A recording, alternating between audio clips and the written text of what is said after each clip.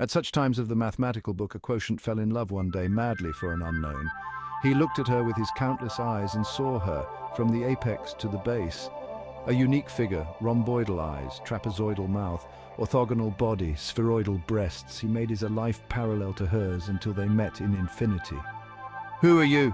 he asked with radical eagerness. "I'm the sum of the square of the catheters, but you can call me hypotenuse." And in speaking they discovered they were, which in arithmetic corresponds to sister souls prime to each other. And so they loved at the square of the speed of light in a sixth power drawing at the whim of the moment and passion, straight lines, curves, circles, and sinusoidal lines. They scandalized the orthodox of Euclidean formulas and the exegetes of the finite universe. They broke Newtonian and Pythagorean conventions, and finally they decided to marry, form a home.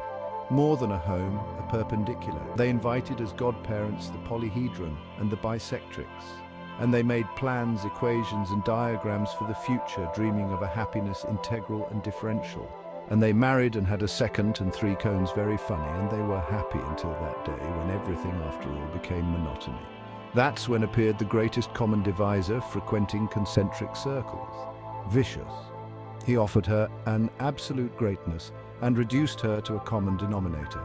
He, quotient, realized that with her he no longer formed a holy unit. It was the triangle, so-called lovingly. From this problem she was the fraction more ordinary. But it was then that Einstein discovered relativity, and everything that was spurious became morality, as indeed in any society.